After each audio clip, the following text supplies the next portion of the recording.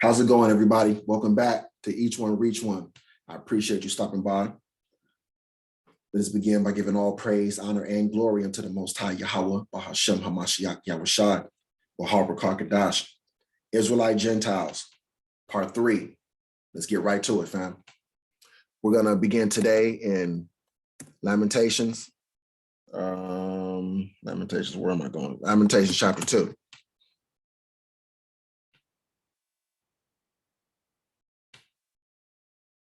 Verse 8. YAHAWAH hath purposed to destroy the wall of the daughter of Zion. He hath stretched out a line. He hath not withdrawn his hand from destroying. Therefore, he made the rampart and the wall to lament. They languish together. Her gates are sunk into the ground. He hath destroyed and broken her bars. Her king and her princes are among the Gentiles. Her king and her princes are among the Gentiles. The law is no more. Her prophets also find no vision from YAHAWAH. Now, what do I want you to get from this? I want you to see what the Most High does to you when he casts you away. He takes away his defense from you. That's a sign that he's about to make you a Gentile, right? He takes away his defense from you. Remember, because he is our defense. He will not allow the people who he's not defending to be called by his name, because they're being called by his name, he has to defend them. Same as, you know, when you're a man, you have to defend the woman who you married, right? She's joined unto you. She's your responsibility. Her safety is your responsibility. Your children are your responsibility. Their safety, your responsibility. You would never allow your wife and your children to just go through anything and have anybody do anything they want to them, and you don't step in on their behalf, no matter if you're mad at them or not, because they're still in your house, right? They're still in your house and they're still under your roof, and that woman still has your name and she's still joined unto you, right? But when you cast her off, different set of circumstances, right? See, broken bars, the gates are sunk into the ground, right? Her king and her princes are among the Gentiles. So because they were among the Gentiles, they were made one with the Gentiles. The law is no more. He took the law. He took the law away. Another sign that he's turning you into Gentiles. He takes the law away. And when he takes it away, he no longer holds you to the law that he took away. The law is for his people and his land, right? Destroy the land, destroy the law. The law that destroyed with the land. When the people are taken out of the land, which is destroyed, when the land is destroyed and the people are taken out of the land, the law becomes no more, because the law and the land are tied. They go hand in hand. Her prophets also find no vision from YAHAWAH, because he's no longer speaking to them. He's not on speaking terms with his people. He doesn't communicate with them or have anything else to do with them anymore, because he has taken himself. He has withdrawn himself from his people and turned them over to be one with the Gentiles. Okay, that's why I wanted to get this, because this wasn't about the northern kingdom of Israel in particular, even though this is what the subject is about, but this is something that, you know, I could use to help make a point about how the Most High does things, all right? Let's springboard from here to Ezekiel chapter 4. Ezekiel chapter 4, verse 13. And YAHAWAH said, even thus shall the children of Israel eat their defiled bread among the Gentiles, whither I will drive them. Right? And why am I getting this?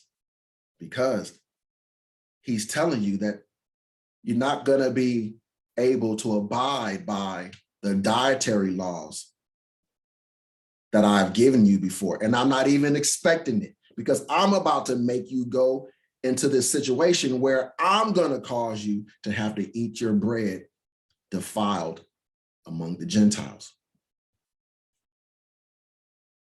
Okay? So for all the people who constantly like to, the law, he took his customs and everything else, and he sent you into the circumstances that you find yourself in. He sent us into captivity. When he did that, he took everything from us, and he no longer held us accountable for the law and the customs and traditions and everything else that he took from us. Okay? You're supposed to see the correlation between this for us now and this time, and the same thing for back then. That's the reason why they ate this, that, and the other. They ate as the nations did that they were sent to. Right? They followed after the traditions and the customs of the land, the gods of the land. They ate the food of the land, the way the people of the land did. That's what he caused them to have to deal with when he cast them off. Same for them then as it is for us now. But this is the reason why the southern kingdom and the northern kingdom were divided. This should help you understand the different things that was going on in the New Testament when YAHAWAHSHI or his disciples and apostles were going and witnessing and testifying and spreading the gospel unto the northern kingdom Israelites. Right? This is the scene. This is why what was going on was going on. Father did this. Father did this. You know what I mean? So again, another reason for the schism between Israel and the northern kingdom of Israel and the southern kingdom of Israel, the traditions and the customs and everything else, because even though the Most High did this to them, over time, people kind of forget the reasons for things, and they just cling on to the beef, right?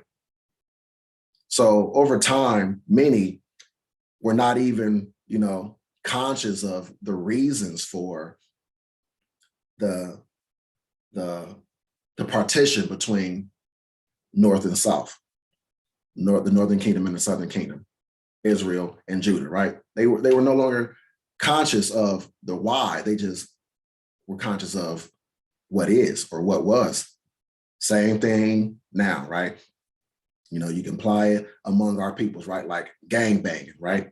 In a long time ago when the rivalries and everything first started, there was a reason for every rivalry that exists among countries, among gangs, among this, that, or other, whatever it is. In the early stages, all the people, they know the reason for the animosity and the issues and everything else. But over time, people forget the causes and the reasons, and they just know that, hey, this is what it is. We don't like them, they don't like us, and that's just that, right? But we are scholars, so we have to understand the causes and effects, the reasons and the outcomes, for the outcomes, right? Otherwise, you can't understand what you're reading in the Bible, in the New Testament, if you don't understand the Old Testament. And when you understand properly the Old Testament, then you understand that the New Testament is indeed inspired. It is indeed the words of the Most High, it is indeed legitimate.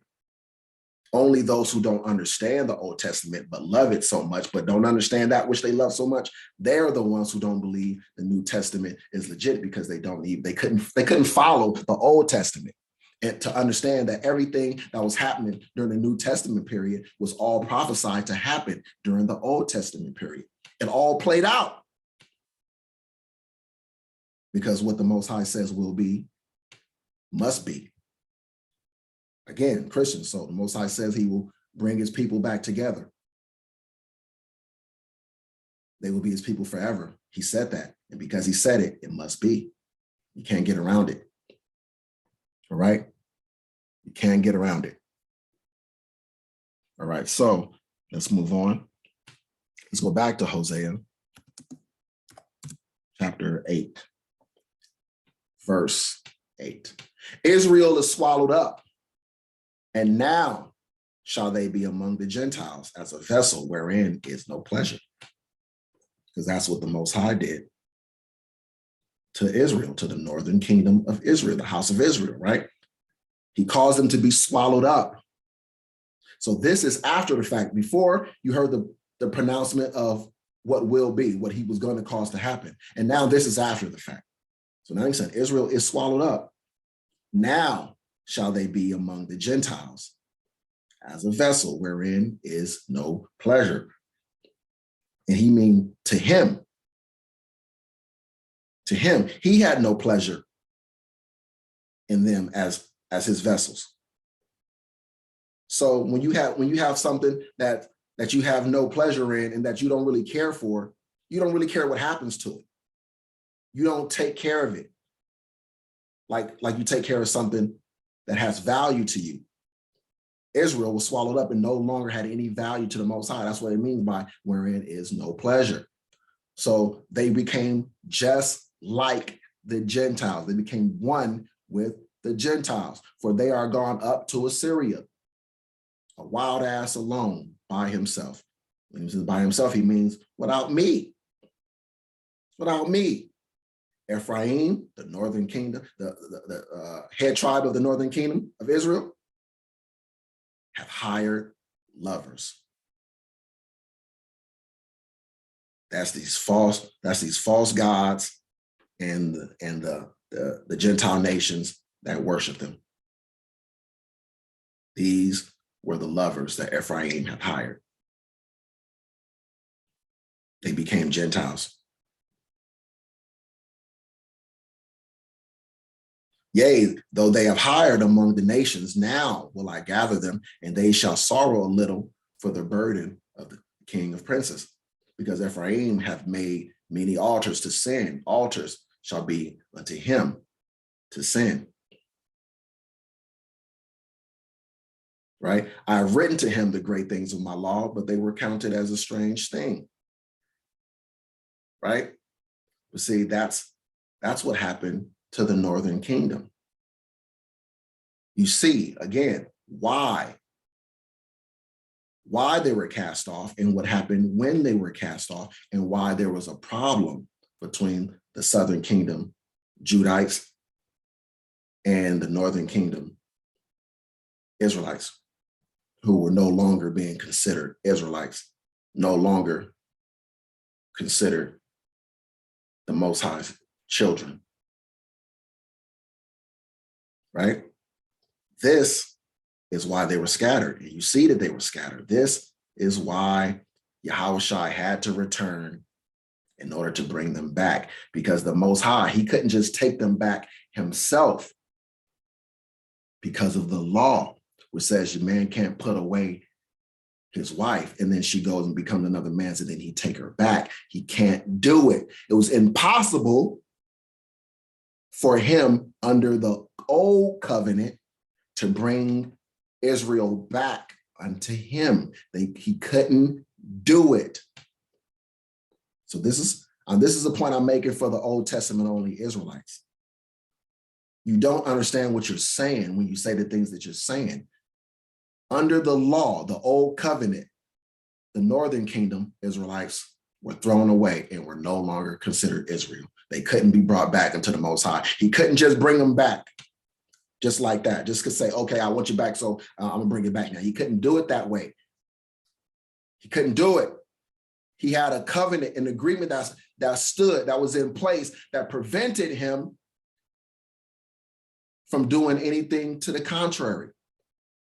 The only way he could bring them back is if he made a new covenant. He had to make a new agreement. So he used his son as the lamb of their atonement, of the atonement of the people, as the kinsman redeemer, in order to bring his people back to him, in order to bring an end to the old covenant, and to create for his people and with his people a new covenant. He can create a new agreement with his people after the first agreement was annulled. Okay?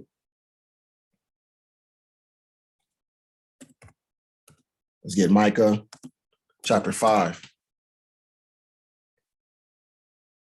verse 8.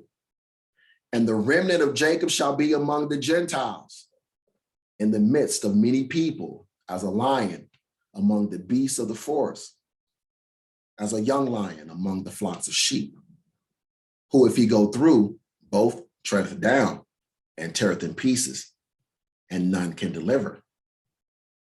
Right? Because the Most High is basically talking about how his people would be among the Gentiles, and as a lion, a docile lion, a lion that's just laying down and chilling. He ain't tripping off of the gazelles and everything else running around him. The gazelles are having their way. The gazelles think that they're more powerful than the lion. But it's because the Most High has put a spirit of sleep and docileness upon the lion, that if he raises that lion up and puts a new spirit in him, take away that spirit of docileness and complicitness with the situation, if he takes it away from the lion, he would tread it down and tear it in pieces, and none would be able to deliver. He's talking about the true strength and might of his people, because people got it fucked up. They got it messed up concerning Israel. The only way we're able to be a subdued people is because the Most High make it so. He's basically saying, don't think my people is just a pushover, like they ain't nothing to contend with now. Don't get it messed up. I put them in this situation. And everybody's hopping on them and jumping on them and subduing them and so forth. But don't get it messed up. It's only because of me. Y'all couldn't do this to my people without me. This is basically him standing up for the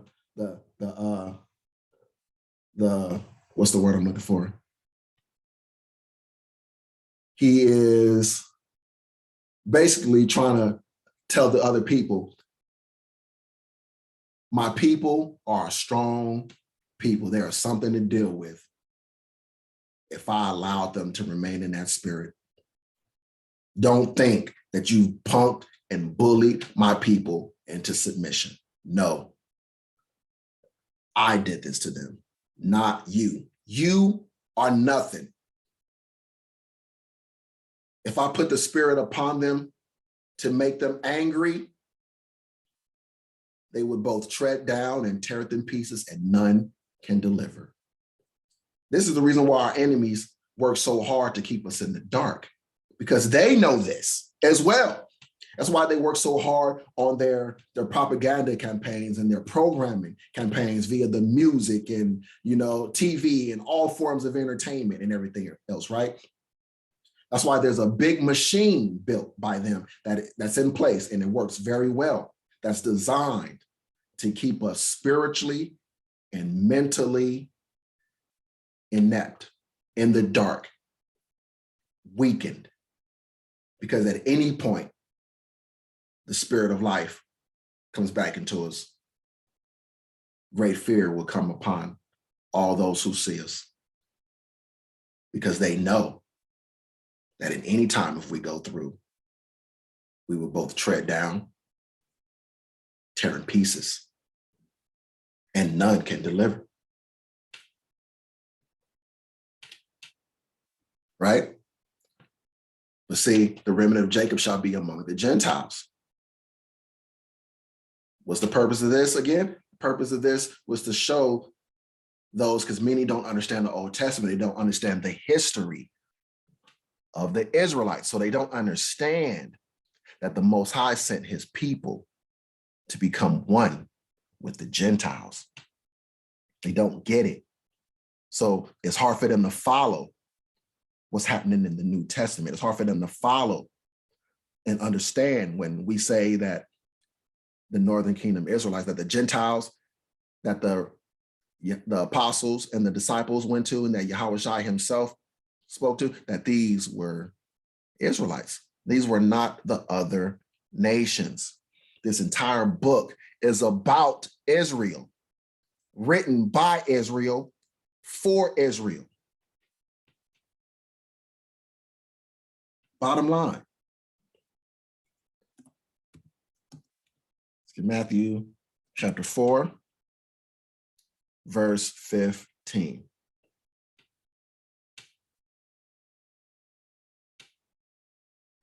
Well, for verse 14, let's start there. No.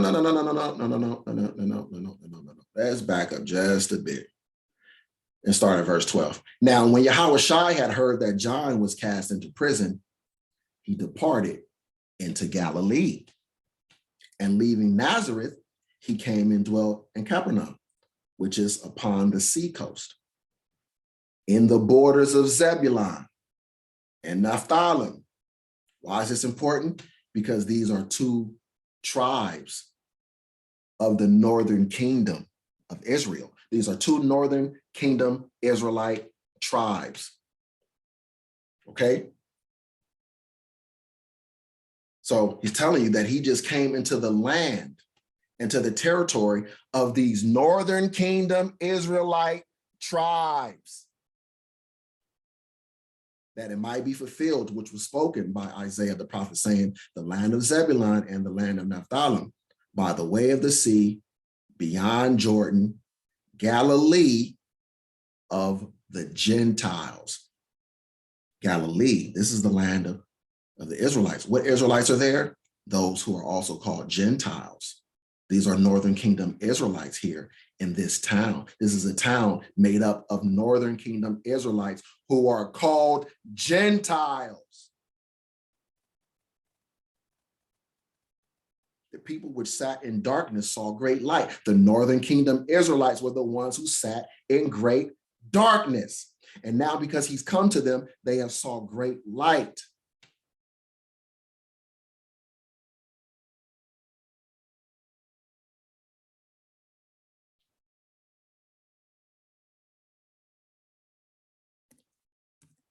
John chapter 7.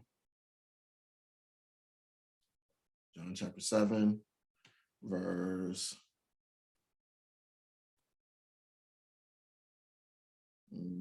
35. Then said the Jews among themselves, the Jews, when he says Jews, it means Judites, it means the southern kingdom of Israel. Then said the Jews among themselves, whither will he go, that we shall not find him? And will he go unto the dispersed? The dispersed among the Gentiles? Who was dispersed among the Gentiles? Come on, we've been covering it. Who did the Most High say, I will utterly cast them out? Among the Gentiles, the northern kingdom Israelites, the house of Israel, right, are the dispersed among the Gentiles. Will he go unto the dispersed among the Gentiles and teach the Gentiles? See, then called them Gentiles, right?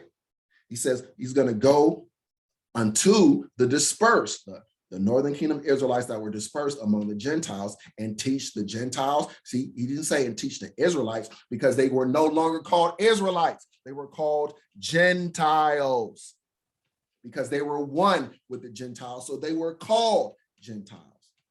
But the fact that it alludes to the dispersed among the Gentiles specifically notifies you that this is talking about the Israelites, the Israelite Gentiles, not the other Gentiles, but specifically the northern kingdom Israelites that were dispersed among the Gentiles, who are now considered Gentiles.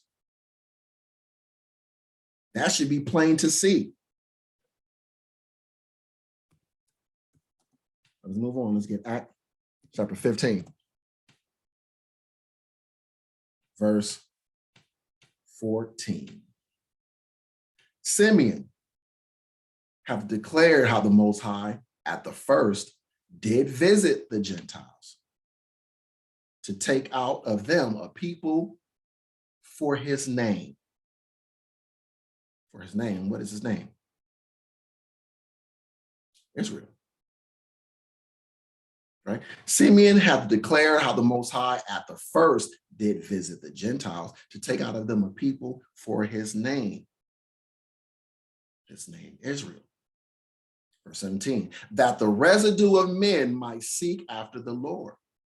And all the Gentiles, look, listen, this is where they get confused, because it says all the Gentiles, and they stop here and say, oh yeah, see, he says all the Gentiles. No. He gets very specific. All the Gentiles upon whom my name is called. All the Gentiles upon whom my name is called, saith the Lord, who doeth all these things. Okay?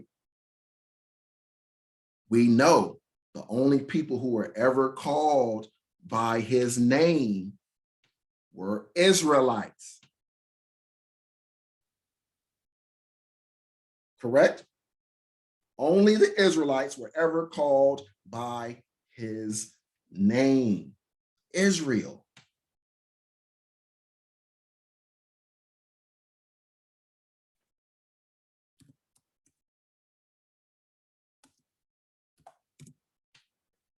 All right, 2 Chronicles chapter 7, verse 14.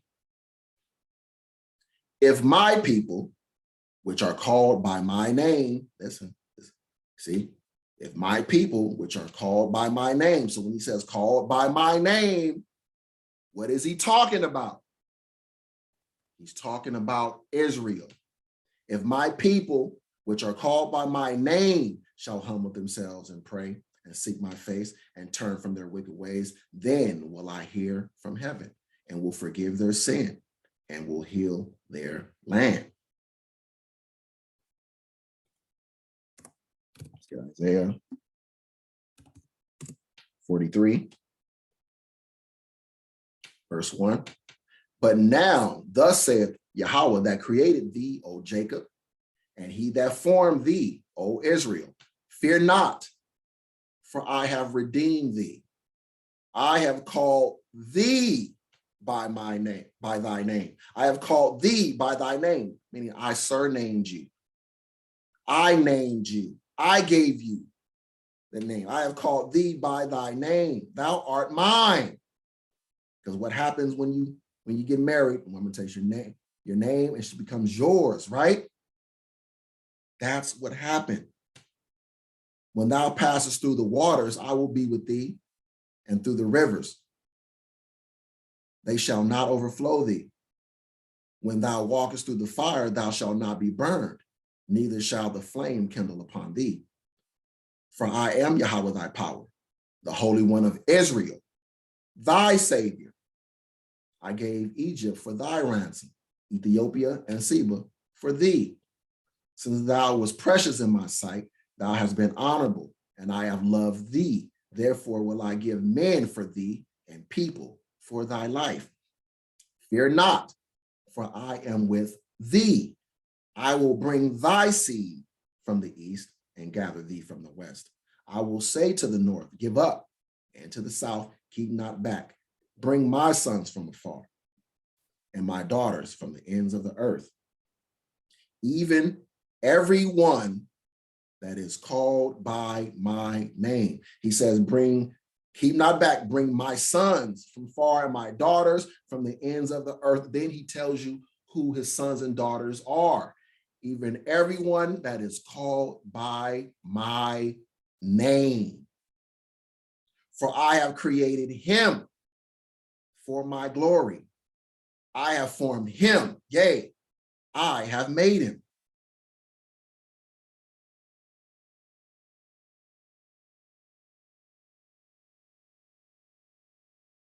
Isaiah 45:4.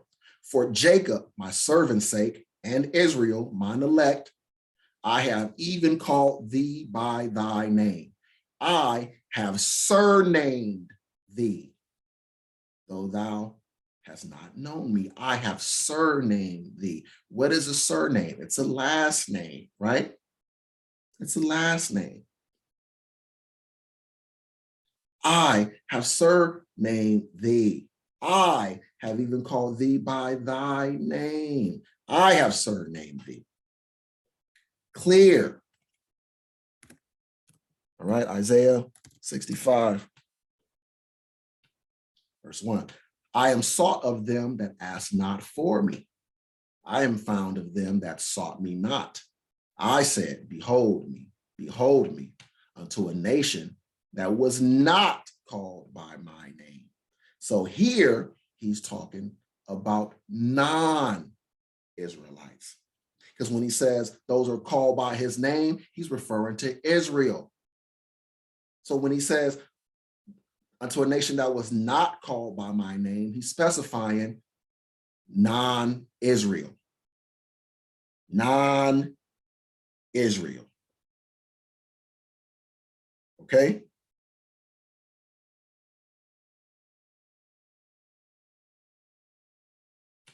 Let's get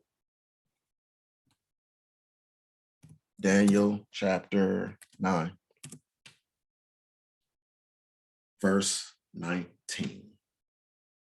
O Lord, hear. O Lord, forgive. O Lord, hearken and do.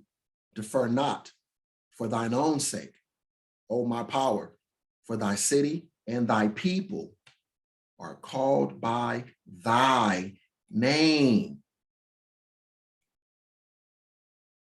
Are called by thy name. Jeremiah 14:7.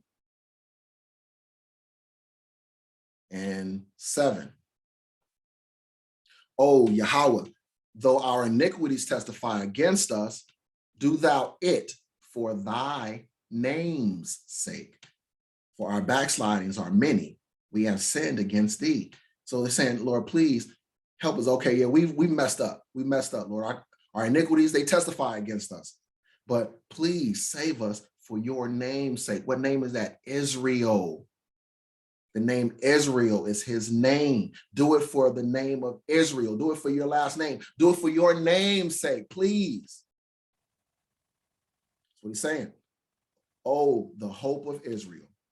YAHAWAHSHI, the Savior thereof in time of trouble. Why shouldest thou be a stranger in the land, and as a wayfaring man that turneth aside to tarry for a night? Why shouldest thou be as a man astonied, as a mighty man that cannot save? Yet thou, O Yahawah, art in the midst of us, and we are called by thy name. Leave us not. Jeremiah 14:20. We acknowledge, O Yahawah, our wickedness and the iniquity of our fathers, for we have sinned against thee.